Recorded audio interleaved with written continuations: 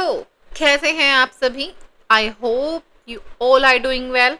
सभी अपना अपनी पढ़ाई का बहुत अच्छे से ध्यान रख रहे होंगे। देखिए अभी फेस्टिवल्स आ रहे हैं तो और अच्छे से ध्यान रखिएगा, अदरवाइज इंजॉय नहीं कर पाएंगे, है ना। आज है हमारा पैसेज 48 जो कि हमने वादा किया है हम पूरे पैसेज 75 तक हमारा टारगेट कंप्लीट करेंगे। ओके, आज का जो हमारा पैसेज है वो थोड़ा सा जाता है हमारे मेडिकल लाइन पे, लेकिन हम यही कहेंगे लेकिन थोड़ा इंटरेस्टिंग है बिकॉज इसमें हिस्ट्री है एंड हिस्ट्री को अगर थोड़ा सा इंटरेस्ट लेके पढ़ा जाए तो मुझे लगता है हिस्ट्री से ज़्यादा इंटरेस्टिंग सब्जेक्ट कोई हो ही नहीं सकता।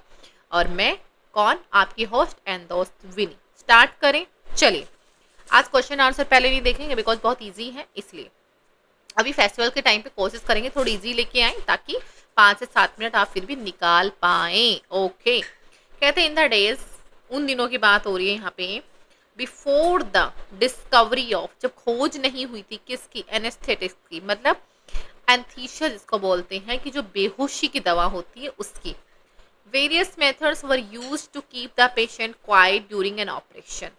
आगे जब तक ये बेहोशी की दवा नहीं आई थी तब तक डिफरेंट टाइप्स के भिन्न भिन्न प्रकार से तरीके अपनाए जाते थे पेशेंट को रखने के लिए चुप, और कब, जब उनका ऑपरेशन होता था।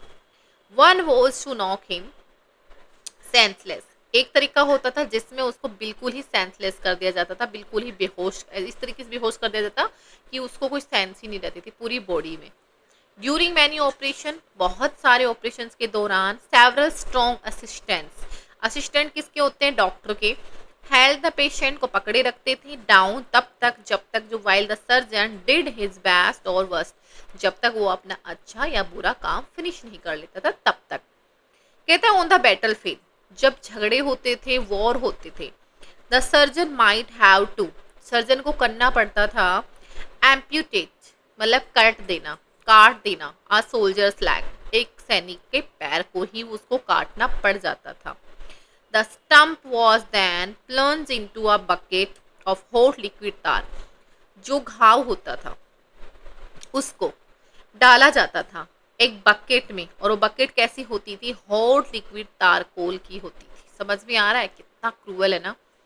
वेट्स स्टक टू द वोन, वो क्या कर जाती थी, वो चिपक जाती थी उस घाव पर, एंड स्टॉप द ब्लीडिंग, और स्टॉप कर देती थी ब्लीडिंग को। देखो एक तो आपका घाव बन गया है उसका जख्म, ऊपर से अब आपके उस कटे हुए पैर को डाला जा रहा है एक गर्म तारकोल में, तो उसका ओ माय गॉड सोच कर ही लगता है ना। नो वंडर ऑर्डिनरी पीपल, कहते हैं यही वजह है कि जो ऑर्डिनरी आम लोग हैं वो हेट करते हैं हॉस्पिटल्स को एंड डॉक्टर्स को, और जो डॉक्टर्स हैं उनको क्या करते हैं, मतलब इग्नोर करते हैं, उनके पास जाना उन्हें बिल्कुल पसंद नहीं, उनसे डरते हैं। ठीक है, चलिए। The opening sentence of the passage suggest that, जो स्टार्टिंग में हमने जब पैसेज हमारा स्टार्ट किया वो हमें क्या बता रहे हैं, the method use to keep the patient quiet during an operation were scientific, या फिर the discovery of anaesthetics put an end to the traditional method. Yes, B is your answer, कि जो डिस्कवरी हो गई थी बेहोशी की दवा की, उसकी वजह से जो ट्रेडिशनल मेथड्स थे उनको इग्नोर कर दिया गया, हटा दिया गया, एंड कर दिया गया।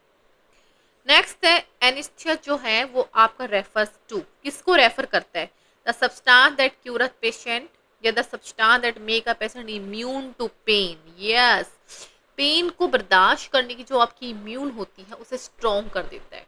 ठीक है, the word to amputate in the passage means, amputate का मतलब मैंने आपको सिंपली बताया, कट ऑफ कर देना, तो easy D.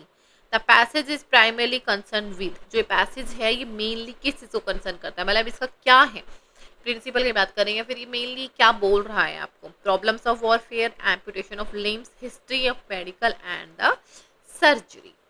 Next, last but not least, the method of treatment mentioned in the passage can be described as, जो तरीके अपनाए गए हैं ट्रीटमेंट करने के लिए पैसेज के, वो क्या डिस्क्राइब करते हैं, करेजियस और डेयरिंग, वीक फॉल, हॉमिली और लॉ, या ब्रूटल एंड क्रूअल। बहुत क्रूअल थे यार, सीरियसली। ठीक है, चलिए आज का पैसेज हमारा यही समाप्त करते हैं। आई होप आप सभी को हमारा पैसेज पसंद आया होगा। मेरे चैनल को सब्सक्राइब करें, कमेंट करें एंड लाइक करें। ठीक है, तब तक के लिए दोस्तों गुड बाय, फिर मिलेंगे नेक्स्ट पैसेज में। तब तक के लिए जय हिंद, जय भारत।